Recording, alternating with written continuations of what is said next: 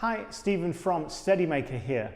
Today we are looking at setup and pre-balancing of your new SMG Plus.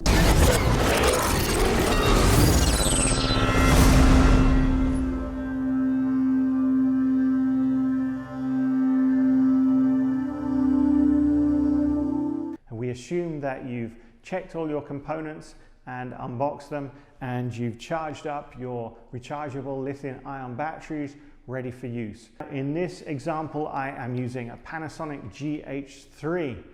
My actual camera of choice, which I'm filming on right now, is a Panasonic GH4, but because they're similar sizes and weights, it's going to work for both cameras. When you buy your stabilizer, we always ask you which camera and lens will be your most common setup. The reason we do that is so that we can pre-balance your stabilizer to fit that particular camera's weight. When you have done that, you should be able to unbox, set up, and pre-balance your stabilizer, and it will be ready to run straight out of the box. First thing you're going to need is your main handle. This is the central handle that you will use if you're holding your stabilizer in its normal use. And you want to put the batteries inside. The negative will face down, the positive will face up. And you can see on the side of the batteries there's a little negative and positive sign. So just drop your 3 batteries down inside the handle. Should be a very snug fit, and they'll slide down to the bottom. And now your 3 batteries are inside the main handle. What you want to do next is screw your handle to the bottom of the stabilizer body. Now you'll notice it's just a standard screw thread. So you just slide the handle on and then screw it on to the bottom of your stabilizer. Screw it in so it's tight but not too tight. Remember that you'll need to loosen it and take it off between use, so you don't want to tighten it too far so that you'll find it too difficult to unscrew after shooting with it. And that is basically the central component and construction of your SMG Plus. The handle and the stabilizer body with the cradle. Now, you'll want to make sure when you use your stabilizer that the yellow button and the little joystick is facing towards your body. This means the silver button is facing out at the front. That means you've got the handle the right way around. As for the stickers you will see on the gimbal motors, you want to make sure that the stickers are facing upright, the right way up. If the sticker is upside down, for example, it means that you have your gimbal motor on the wrong side of the stabilizer. So the sticker is upside down, means the gimbal is the wrong way around. So you should make sure that both of the stickers are facing upright. This means that your gimbal motors are in the correct position. Okay, so that's the main part of the stabilizer. Now I'm going to use the tripod mount. This will help you when you're pre-balancing your stabilizer. So just open up your tripod mount and then simply screw it onto the bottom of the main handle. Very easy, just spin it into place. Again, tight but not too tight, because you're going to want to loosen these after. And just set it down. That is your stabilizer and your handle setup. Next thing you have is your base plate. Like I said in the unboxing video, you can use your own base plate. If you have a quick release base plate that you use with a tripod, something that you favor, you can use this, but we always supply a base plate with our stabilizers. So I suggest, at least to begin with, you use the base plate supplied. Now you'll see on the base plate there is a small arrow that has the word lens. That means you want that direction pointing out towards the lens. So again, with a standard base plate, you just screw it into the tripod mount on the bottom of your camera. Just screw it in nice and tight. Again, not too tight, because you'll want to loosen this later. Make sure that it's lined up, that it's roughly straight, level, and centered on the bottom of your camera setup. I like to use a coin or some keys to tighten up the screw, or just my nail if I have long enough nails. Just screw it in so that it's nice and tight on your setup. So the base plate is now on my camera. Now it's time to slide the base plate into my stabilizer. You just want to flip the cradle upwards towards you and then slide from the front of the camera down onto the cradle. You'll see that it slots in. It's a little V-shaped slot. So you just slide it down. There's a little grip at the side that will screw in to tighten the base plate. So you just slide it down into your cradle. When it's roughly centered, you don't have to worry about that right now. Just tighten it a little in place just to make sure that it's screwed in a little. And when it's tightened, now your base plate is attached to your cradle into your stabilizer, and this is the basic setup of your stabilizer. Now we're going to look at pre-balancing your stabilizer with the camera in it. In order to do this, as with all of our stabilizers, the principle is the same. You want to isolate and pre-balance each axis individually. This means you want to isolate one axis, balance it in that axis, then move on to the next, balance it in that one, and the third, and then balance it in that one. Once you've done that and the camera is pre-balanced in all three axes, you should have a very stable, very sturdy stabilizer setup once you switch it on. I like to start with the pitch motor. This is the motor at the side of your camera. In order to balance it in the pitch axis, I'm going to just hold the rest of the stabilizer. You don't need to worry about those two axes right now. So you're just isolating the pitch axis. And what you want to do is make sure that it is straight and level in the pitch axis.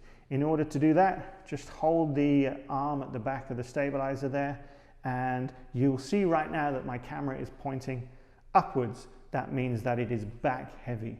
So you want to slide the base plate forwards and backwards in the cradle until your camera is straight and level. In order to do that, just loosen the side a little, and then because I can see that it's rear heavy, I'm going to slide it forward just a little, just small adjustments, and it's still looking like it's rear heavy, so I'm sliding it forward a little more, and you can see now it begins to return to straight and level. Still a little rear heavy, so I'm going to slide it a little more forwards, and that will be roughly right. It doesn't have to be 100% straight and level before you switch the motors on. The motors will do the rest of the work, but the closer you can get it to effectively pre-balance before you switch the motors on, the better the stabilizer motors will be at balancing your camera when you have power going to them. So right now I'm just making small adjustments to make sure that my camera is straight and level. That's looking pretty good. A good test is if you just knock the camera and let it return to straight and level. If it returns to straight and level, that means you've probably got it well balanced in that axis. So it's looking like it's pretty good. I'm going to tighten up this side screw so that the base plate is now tight in the cradle. This means it shouldn't move any more forwards and backwards. So right now it is balanced in the pitch. Now we are going to balance it in the roll. And the roll is the horizon basically. Now you can see my camera is leaning slightly this way. That means it's heavy on this side. If you look on each gimbal motor, you'll see a red screw. This is to loosen the motor in the supporting arm, and you can slide the arm left or right just to rebalance the motor. So right now I don't need to worry about the pitch. That's just been balanced. So I'm going to balance the roll at the back. So I just loosen that screw, and then I want to slide the arm again, left and right, little adjustments until it looks straight and level. So I'm just going to check. Again, little small adjustments to the left and right until your camera is balanced. And that's looking pretty good. Again, it doesn't have to be 100% as long as it's close. When you think you've balanced it in the roll, tighten that red screw up. Just make sure it's nice and tight. So now we have isolated and balanced it in the pitch at the side, and we have balanced it in the roll at the back. The last axis you want to balance it in is the yaw, which is the left and right panning. Now this is the motor at the bottom. In order to do this, putting it to the side of your stabilizer you want to check that it is straight and level in this axis. If it's rolling to the left or to the right, it means that it's not effectively balanced, and again you can slide this motor backwards and forwards. Right now my camera looks pretty straight and level. You can see if I hold it to the side, it's not rolling to the right and left, it's pretty straight and level. So that means that your motor, the motor underneath the camera, is pretty much underneath the center of gravity. This means that your camera is now effectively pre-balanced in all three axes. Sometimes when you balance your camera in one axis, it will knock the axis of the other two out a little. So you can go back and you can re-isolate the axis and you can rebalance just by small adjustments, left, right, backwards and forwards, until it looks straight and level in all three axes. Right now, this camera looks pretty straight and level.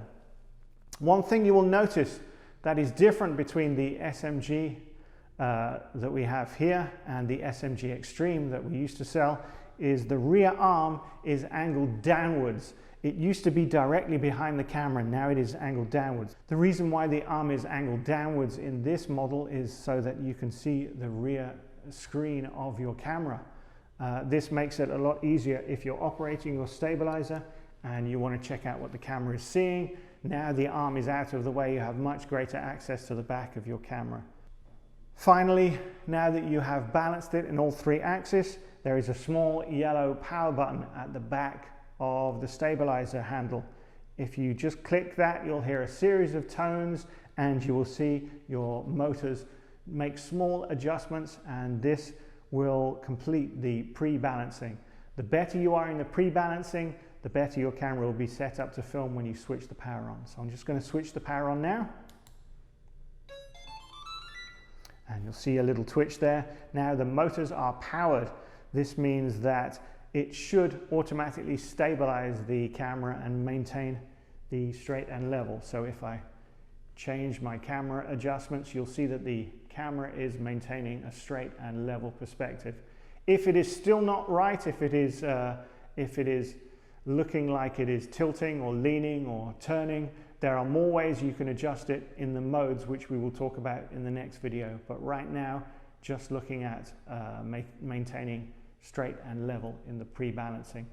So your camera is effectively pre-balanced and set up in your stabilizer and ready for use. In the next video, we're going to attach the handlebars, we're going to look at inverted mode, and also some of the different modes that you can use with your camera.